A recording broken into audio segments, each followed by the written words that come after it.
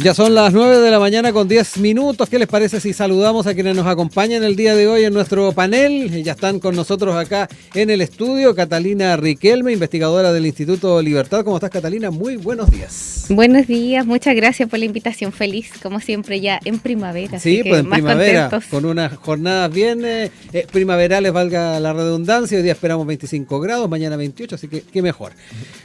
También saludamos a Ignacio Silva, director ejecutivo del Observatorio de Políticas Económicas OPES. También, Ignacio, gracias por acompañarnos. Hola, buenos días, muchas gracias por la invitación, así que muy contento de estar acá. Oigan, vamos a ir a los temas que nos convocan el día de hoy. Sabemos que las expectativas en torno a la ley de presupuesto están presentes. Este proyecto, con miras al presupuesto 2026, un poco más de una semana, ¿no?, de que ingrese este proyecto por parte del Ejecutivo, y hay varios factores que han estado marcando la discusión, el debate también desde una perspectiva no solamente económica, sino que también política, por la posibilidad de recortes. De hecho, en los debates se ha hablado bastante del tema del gasto fiscal, también en los debates presidenciales, dicho sea de paso, algunos con unas cifras más elevadas que otras, y por otro lado la presión por ordenar las cuentas fiscales. En ese sentido, bien importante ir revisando algunas de las señales que se han dado desde el Ejecutivo. Por ejemplo, a inicios del mes de septiembre, el ministro de Hacienda, Nicolás Grau, había anunciado que habrá una reducción del presupuesto de por ejemplo, las gobernaciones regionales en 2026. También mencionó que se tocarán algunos ministerios. A propósito también de lo que decíamos, obviamente, de hacer más eficiente el uso de los recursos. En ese sentido, está este factor de qué manera se va presentando este proyecto. Ya conoceremos los detalles en una semana más. Pero por otro lado está el factor de cómo desde la oposición también se está abordando este tema, en la eventualidad, si al menos nos quedamos con lo que están marcando las encuestas, con escenarios de segunda vuelta, de un gobierno de oposición en el próximo periodo. Frente a ello, también están las señales que se están dando a nivel parlamentario de cómo influir de alguna manera en lo que vaya ocurriendo en torno a esta ley de presupuesto. Quiero quedarme con ustedes para que analicemos un poquito estas perspectivas, y también las miradas que tienen ustedes respecto a cómo se puede ir influyendo en un escenario de presupuesto 2026, también con esta mirada política, porque yo creo que va a tener mucho de aquello. Catalina, me quedo contigo para comenzar. Bien, respecto al presupuesto, yo creo que el gobierno está transitando por un escenario bastante complejo. ¿Y complejo por qué? Porque hay muchas variables dando vuelta en el entorno. Déficit estructural, un ministro que lo conversamos acá, que fue muy cuestionado en su minuto por la falta de experiencia, y yo creo que esa falta de experiencia ha sido comprobada un poco respecto de lo que pasó con las regiones, y aquí me quiero detener porque ustedes saben que yo soy pro descentralización. Entonces, a raíz de esta pre-reunión que existió con la Gorechi respecto del recorte presupuestario, que, ojo, se va a hacer para inversión.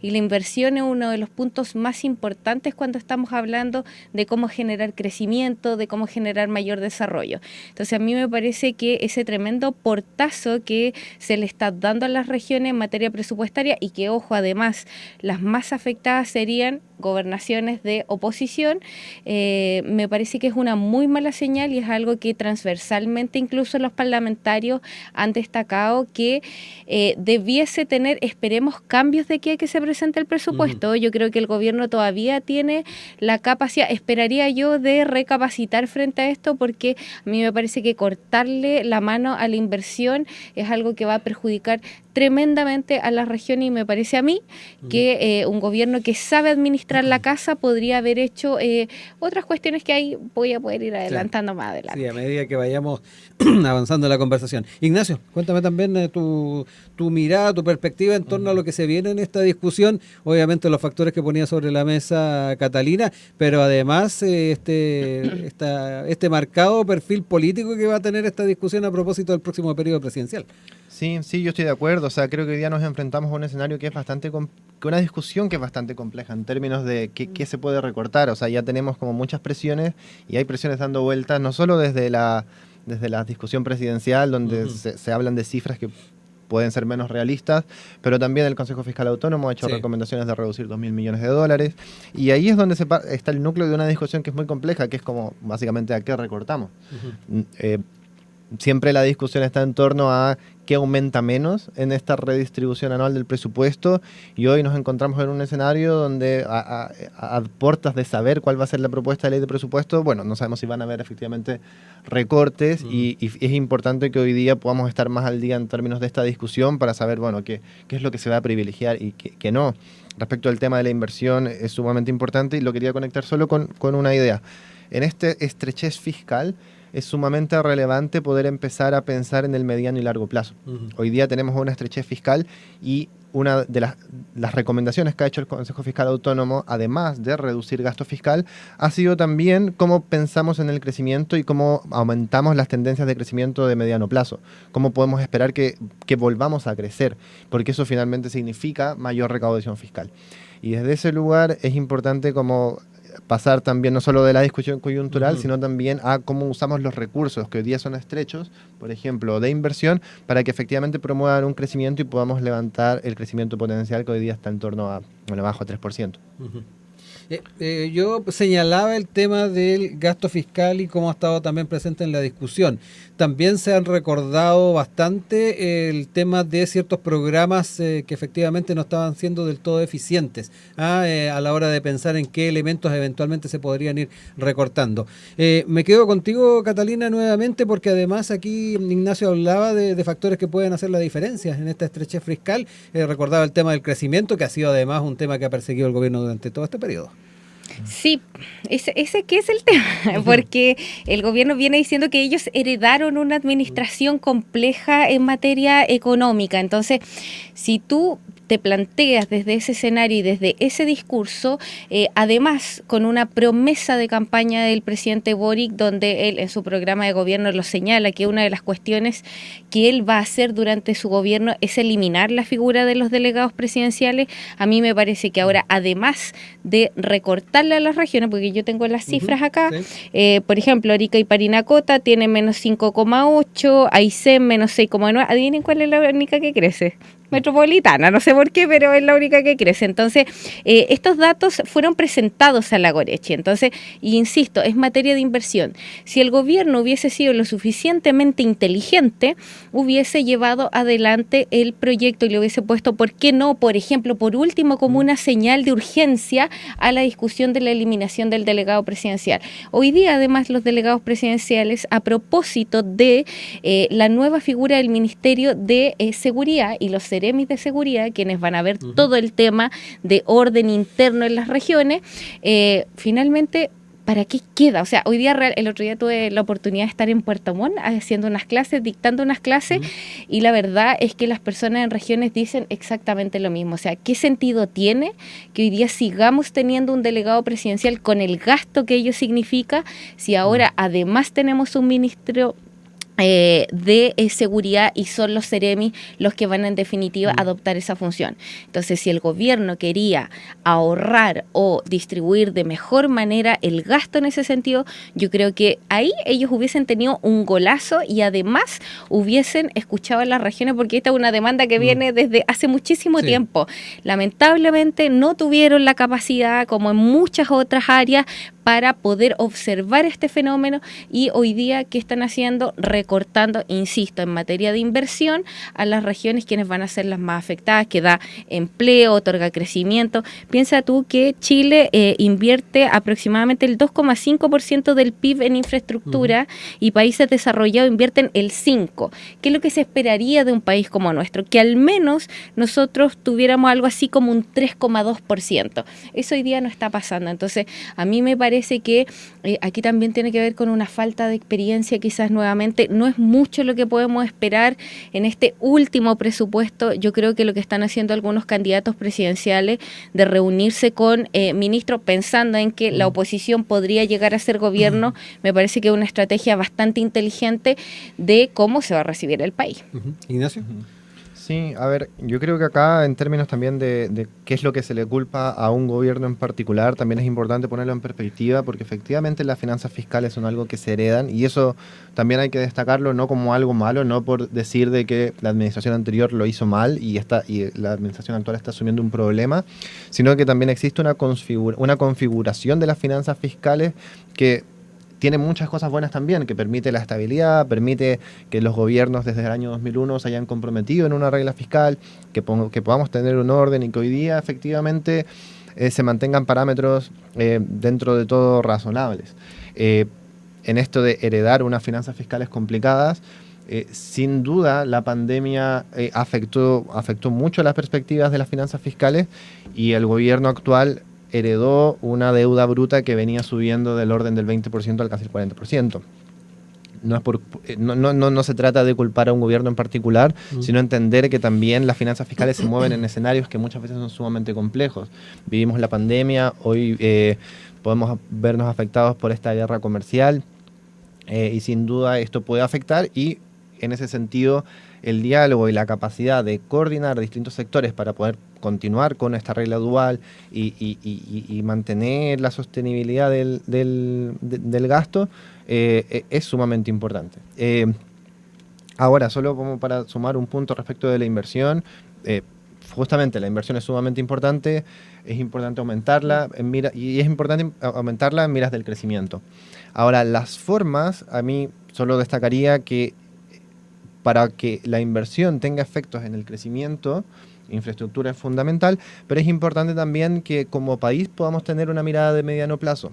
La inversión tiene que ser coordinada en términos de cuál es la perspectiva que necesitamos, cuáles son los sectores productivos que queremos potenciar, porque pueden tener mejoras productivas y pueden mejorar en el fondo las tendencias del PIB para el futuro, y de ese sentido me parece que es una discusión que está ausente en muchos espacios de la discusión política. Cuando se habla de gasto, cuando se habla de crecimiento, no se habla mucho de cuál es la perspectiva que deberíamos tener para crecer y desde ese lugar poder definir cuáles son los lugares donde el Estado debería invertir, porque tienen complementariedades con el sector privado, porque tienen más potencial de crecimiento. Entonces, más allá de la forma, también es importante enmarcarlo en una discusión de una coordinación institucional y con una perspectiva social de qué es lo que la economía que queremos construir. El tema o el factor social que también está bastante en esta discusión que vamos a dar, se va a dar al menos en el presupuesto en el Congreso, a propósito de las señales de alerta que han planteado desde sectores del oficialismo, particularmente desde el PC, en torno a los costos que pueda traer consigo el debate y la discusión de este presupuesto. Catalina, me quedo contigo también para que puedas hacer los contrapuntos ahí necesarios. Sí, bueno, el PC fue enfático en señalar que ellos no van a apoyar nada, ¿no?, que tenga recortes fiscales, sobre todo en materias sociales. Por eso yo hablaba de que es un escenario complejo, porque estamos en elecciones. Sí. Y sobre todo en esta fecha que los candidatos, ¿cierto?, andan haciendo campañas, suelen prometer muchas cuestiones que están asociadas al gasto social. Ahora, la realidad es que nos gastamos más de lo que teníamos, y eso es lo que nos pasó, y las estimaciones que hizo el gobierno respecto de cuánto íbamos a crecer finalmente no se lograron cumplir. Entonces yo siento que estos temas económicos son tan técnicos y tan complejos para que la gente de repente los pueda entender en la casa, que tenemos que apretarnos el cinturón, ¿no? Y apretarnos el cinturón significa, evidentemente, ver en qué áreas nosotros podemos, de cierta manera, ahorrar esos gastos, que puede ser gasto corriente, por ejemplo, para, de alguna manera, poder tratar desde a poquito ir saliendo a flote. Lo que a mí me parece que es fundamental, y por eso toco aquí el tema de que la inversión debe verse, y coincido contigo, como una política de Estado. Pero esa inversión necesariamente involucra una cooperación público-privada.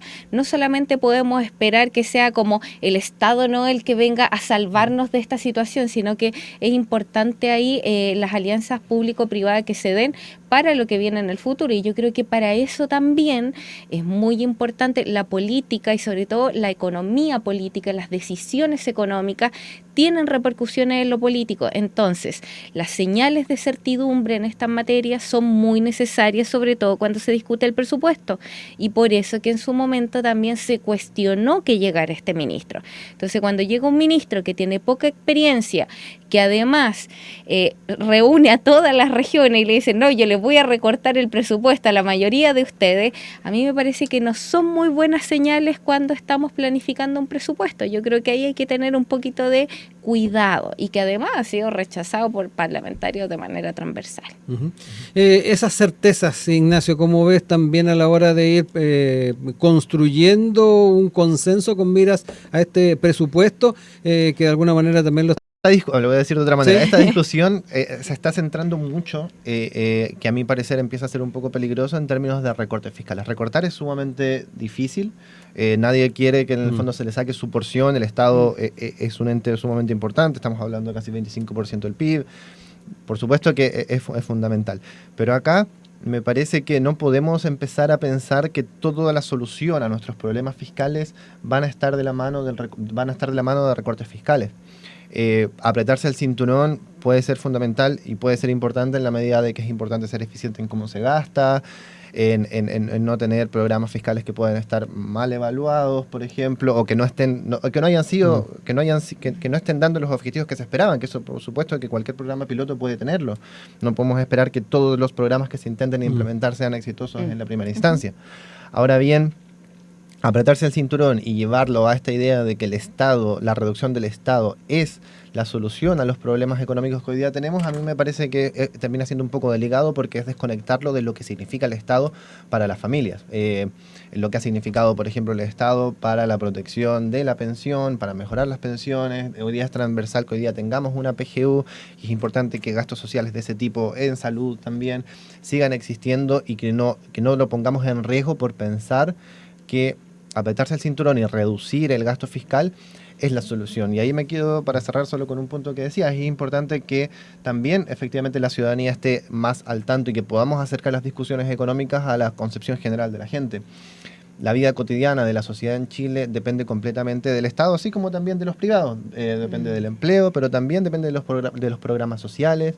Y en ese sentido es importante que lo podamos conectar, de saber que la sociedad se beneficia porque existe el Estado, porque mejora las pensiones, porque provee de salud pública, que sabemos que la salud privada solamente alcanza por un sector muy reducido de la población. Y en cuanto podamos conectar esta discusión, también podemos tener una mayor comprensión en términos sociales de lo que significa el Estado para nuestra vida cotidiana. Les dejo tiempo para ir cerrando ideas, Catalina. Sí, estaba pensando en eso, claro. Yo creo que el recorte y el tema de, sobre todo lo que tiene que ver con gasto corriente, es importante. No estamos hablando de una discusión dicotómica, no es ni de lo uno ni de lo otro.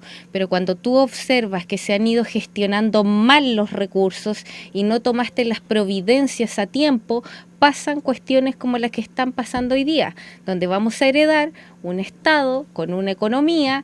No quiero tampoco ser fatalista, porque hay algunos candidatos presidenciales que dicen que estamos al borde del abismo. Yo tampoco creo que sea así, ¿no?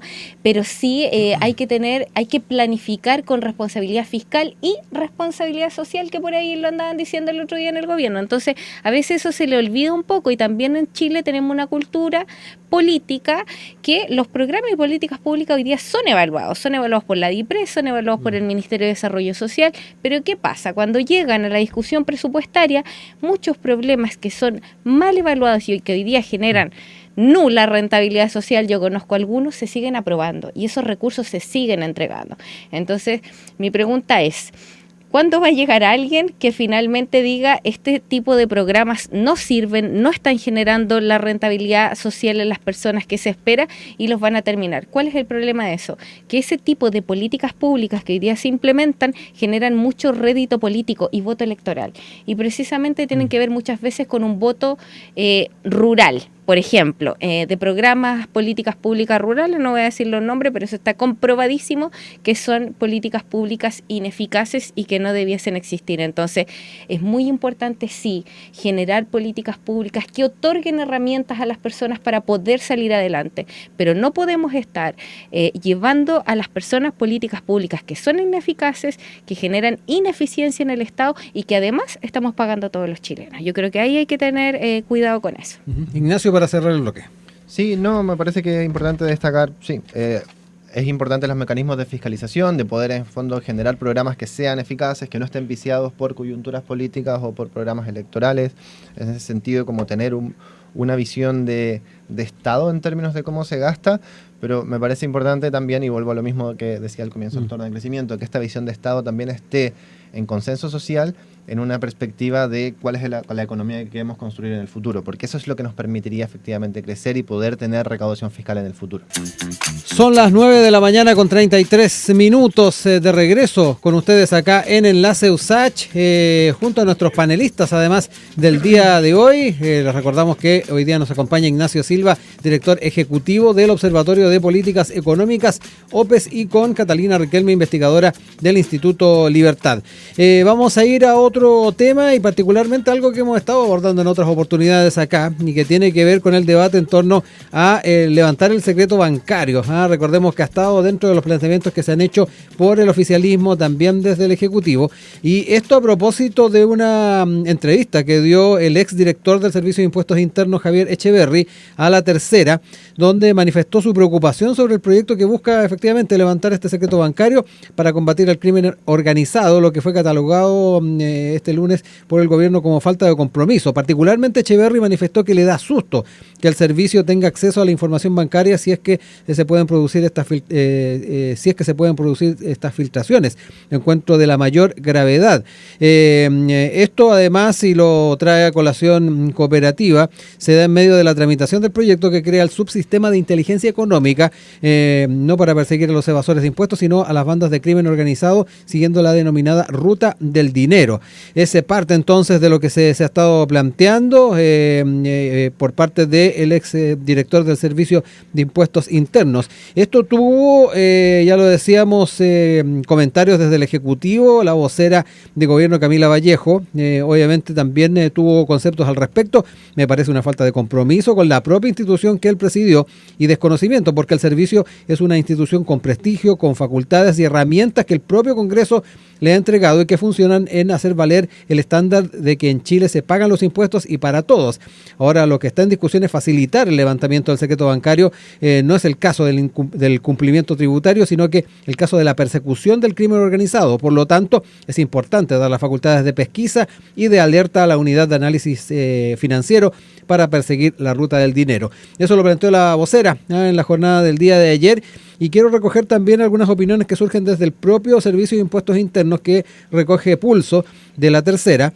En ese sentido señalan que respecto de la consulta sobre las expresiones del exdirector Javier Echeverry, no podemos entrar en detalle porque se trata de procesos en curso. Sí podemos comentar que respecto a la reserva tributaria establecida en el artículo 35 del Código Tributario, es una de las exigencias que deben cumplir en forma irrestricta quienes formamos parte del servicio.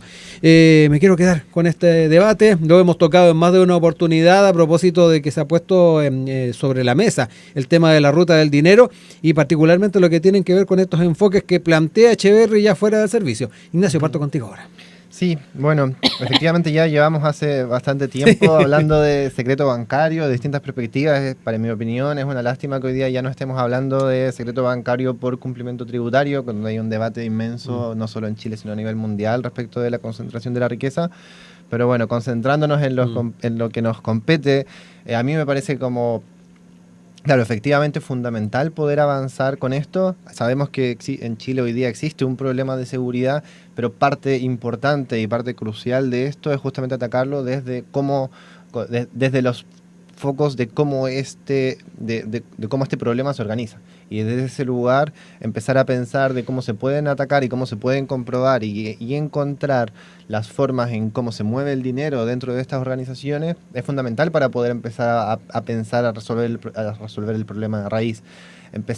A mí me parece sin duda como la privacidad de la gente es importante, la privacidad individual, pero me parece que es por sobre eso también es importante mantener la probidad y mantenerse dentro del marco de las reglas de que podamos cumplir respecto de lo que nos compete, de cómo finalmente usamos el dinero en el marco de la ley, y desde ese lugar es importante poder empezar a abrirse a esta discusión y que podamos tener el levantamiento del secreto bancario con estos fines. Uh-huh. Catalina, tu enfoque también a propósito de las distintas declaraciones que se han dado y el debate que ampliamente además hemos tenido durante bastantes meses en torno a esto. varios meses. Me tocó estar aquí hablando lo mismo. Entonces, voy a seguir bajo la misma lógica, la verdad. Yo creo que, a ver, hoy día el secreto bancario se puede levantar. Eso es lo primero. Ya lo que pasa y yo también lo dije aquí en su momento, es cuánto demora este tema. Pero eso no obedece con si el secreto el secreto bancario puede ser levantado o no, sino cómo nosotros generamos mecanismos, por ejemplo, que estén asociados a la interoperabilidad entre las distintas instituciones para que los procesos judiciales que se lleven a cabo sean más expeditos. Si tú me preguntas a mí, yo particularmente como contribuyente, como usuario que paga sus impuestos, qué sé yo no quiero entregarle el poder absoluto para que sean los funcionarios públicos quienes tengan esa prerrogativa. Ahí comparte un poco el susto de Echeverri. Claro, es que, si una persona que trabajó ahí te está diciendo que los funcionarios hacen mal uso de la información, entonces, ¿qué es lo que te queda a ti para pensar? Ahora, sobre las declaraciones de la ministra vocera, generalmente cada vez que alguien no está de acuerdo con algo que dice el gobierno, se sale señalando que es una falta de compromiso, que tienen otras prioridades. Entonces, a mí la verdad es que a esta altura me parece que esta discusión en realidad como de los dime y direte, deberíamos dejarlo un poquito más de lado y concentrarnos en definitiva en lo que importa. A mí me parece que hoy día, con la fragilidad que tienen nuestras instituciones, sobre todo desde el punto de vista de la confianza en las mismas y con todas las distintas cuestiones que han pasado a propósito del Servicio de Impuestos Internos, no sé si es el momento adecuado para llevar adelante esta discusión, en definitiva para zanjarla hoy. No sé si me explico, me parece que hay otras cuestiones que son igual de relevantes, no estoy diciendo que esto sea menos relevante, por supuesto que no, pero me parece, por ejemplo, que debiésemos esperar a ver cómo va a estar el escenario parlamentario y cómo se van a ir midiendo las fuerzas para llevar esta discusión con la altura de miras que se merece. Ignacio, se está forzando un poco esta discusión, ya lo mencionábamos, hay un proyecto de por medio, ahí Catalina señalaba de que tal vez tenemos que darnos un poquito más de tiempo para debatir esto. Sí, o sea, a mí me parece que es un tema que es prioritario y que viene siendo empujado por la urgencia que tiene este tema, por la urgencia que tiene combatir el crimen organizado.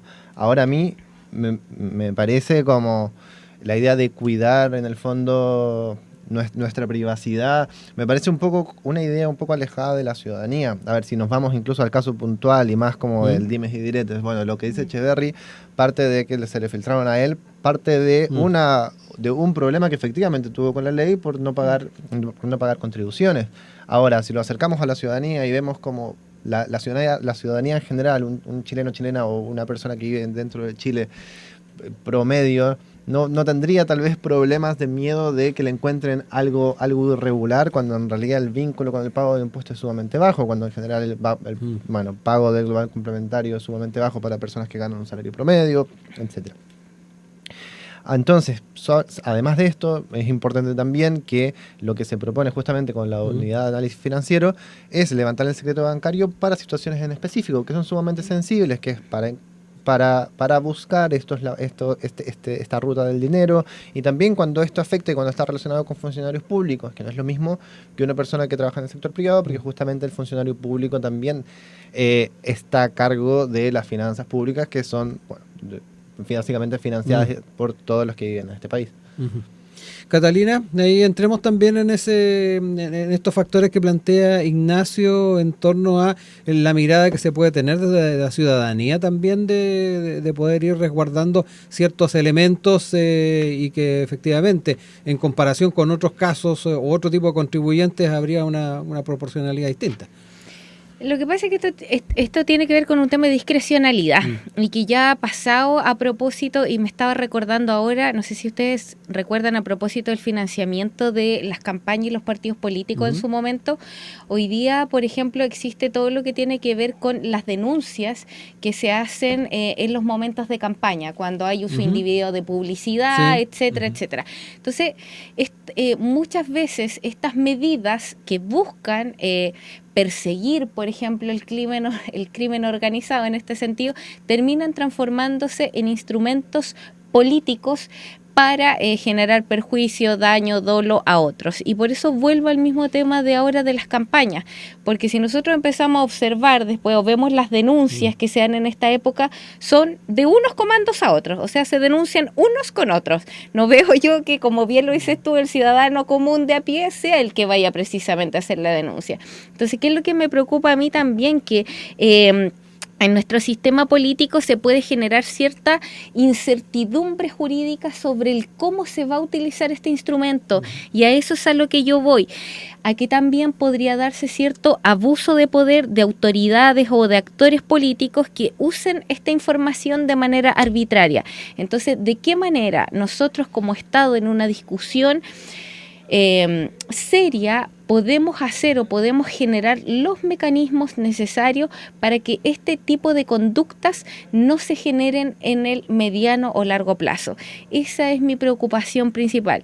Yo también estoy de acuerdo en que hay que seguir el crimen organizado, la ruta del dinero, etcétera, pero también si nosotros empezamos a poner este tema de que el secreto bancario se levanta cuando se quiere o en estas circunstancias, podemos tener también fugas de capitales y los clientes pueden decir: hoy me parece que Chile ya no es un país tan seguro, entonces yo voy a tomar mi dinerito y lo voy a llevar a otro país porque me puede parecer que va a ser más seguro tenerlo en otro lugar.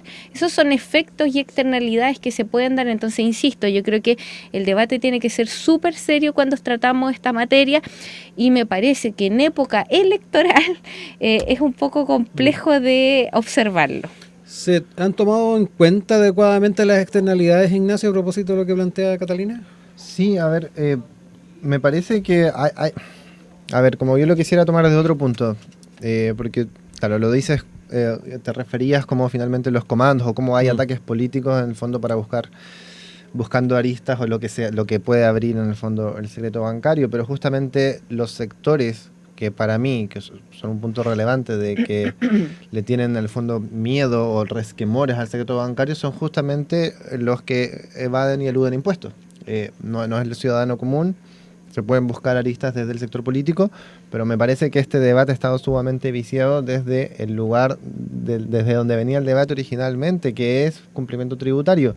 Y desde aquí hay sectores, y lo voy a conectar después con fuga de capitales, hay sectores y hay gente que finalmente es mucho más poderosa en términos de riqueza y son quienes se ven beneficiados por ocultar cierta información. Que no existe un secreto bancario efectivamente les permite tener mejores mecanismos para pagar menos impuestos, a fin de cuentas.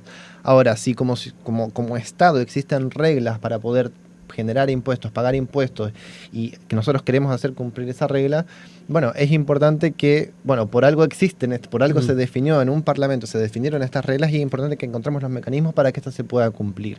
Y por eso me parece que evitar esta discusión o no querer abrir el levantamiento del secreto bancario, me parece que es una propuesta errónea, en cuanto deberíamos estar discutiendo entonces cuáles son los mecanismos para poder generar de buena manera un levantamiento del secreto bancario. Catalina, ahí también hacerlo. Ignacio, no estoy para nada de acuerdo en lo que acabas de decir. Yo siempre voy a abogar por el respeto a la libertad y a la privacidad de las personas. Esta cuestión de que el Estado tenga que tener el control respecto de cómo tú manejas tus finanzas, a mí me parece que es delicado. Por lo tanto, no voy a entrar en mayor detalle porque creo que ahí caemos en una cuestión netamente ideológica, y tú tienes una visión mucho más estatista. Yo no estoy señalando que el debate no se tiene que dar, por supuesto y absolutamente que se tiene que dar, pero insisto, yo creo que esta es una discusión seria. Hoy día el secreto bancario se puede levantar, entonces señalar que aquí, por eso ahí voy a lo ideológico, que son solo algunos los que evaden los impuestos, que son solo algunos los que siempre están tratando de que estas cuestiones no se discutan, a mí me parece que es un error. Entonces, en ese sentido, yo creo que la discusión hoy día está, y tal como tú lo dices, tendrá que ser el Parlamento quien decida si se aprueba o no se aprueba. Y para eso estamos en una democracia representativa, donde somos nosotros quienes elegimos a las personas que van a votar en su debido momento. No me parece a mí que sea el gobierno que diga que esto se tiene que hacer porque se debe hacer, sino que se tiene que respetar también los distintos poderes del Estado que nosotros tenemos, y para eso también es una democracia, ¿no? Para que nosotros tengamos nuestros puntos de vista distintos y diferentes. Entonces, yo creo que tomar la discusión solamente desde un punto de vista no me parece adecuado, porque yo creo, y yo siempre voy a abogar también por el respeto y por la libertad de las personas, incluso de cómo manejan sus recursos. Yo no quiero que el Estado a mí me venga a decir qué es lo que yo tengo que hacer. Yo soy una persona que cree profundamente en las instituciones, pero sesgar un poco ahí el debate en ese sentido no me parece adecuado. Ignacio.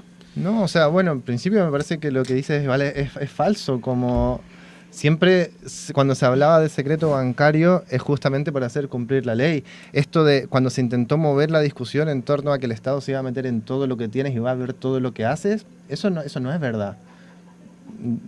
O sea, no es verdad. Básicamente lo que se quiere hacer es que se pueda hacer cumplir la ley, que en falta de la ley, que es pago de impuestos, y no sé si cuando dices que el Estado no se meta, te estás refiriendo a que no existan impuestos. Imagino que no. Y en ese sentido, si queremos... Perdidísimo ahí de la discusión que estamos teniendo. Por eso mismo. No. Por eso mismo, como me parece que esta idea de decirle a la gente que el Estado se va a meter en todas tus finanzas es una idea errónea, cuando en realidad lo que se está hablando es justamente, o cuando como se debería centrar la discusión, es cuáles son los mecanismos que deberíamos generar para que efectivamente podamos controlar de mejor manera el uso de Exacto, del mecanismos pago de que tienen que impuestos. ser discutidos Claro. en las instancias que corresponden. Y Y a esa eso instancia voy. es el Parlamento. Eso No, está no, pero en a eso voy. discusión. Entonces tenemos que esperar a ver cuál es la discusión que se da. No, a eso voy, y por eso me parece importante que nos centremos en eso, pero llevarlo a decir que el Estado va a controlar y va a tener acceso a todo lo que haces, me parece que es falso, y además me parece que es irrelevante, porque finalmente incluso ya ni siquiera estamos hablando de cumplimiento tributario, cuando en realidad la mayoría de la gente no tendría ni siquiera por qué pagar global complementario porque gana menos de 700.000 pesos mensuales. Y querer llevarle la discusión a esa gente que en realidad problemas tributarios por evasión o elusión no va a tener. Y no importa, no estamos hablando de elusión o evasión. Quienes tenían miedo en ese momento eran quienes efectivamente tenían mecanismos de ilusión y evasión porque tenían ingresos muy por superiores del promedio o muy por superiores del 97% de la población que vive de un salario. Entonces, me parece que vicia mucho esa discusión y es un poco tramposo como poder transmitir a la gente una idea de que el Estado va a ser parte de todo, cuando en realidad lo que estamos hablando es cuáles son los mecanismos que deberían existir para finalmente controlar casos que levanten sospechas de lavado de dinero. Y en este caso ni siquiera de cumplimiento tributario, que me parece un error no seguir hablándolo, pero es para perseguir el crimen organizado. Evitar esta discusión o evitar en el fondo que exista esto por generar ese miedo de la gente, me parece que por lo bajo es un error.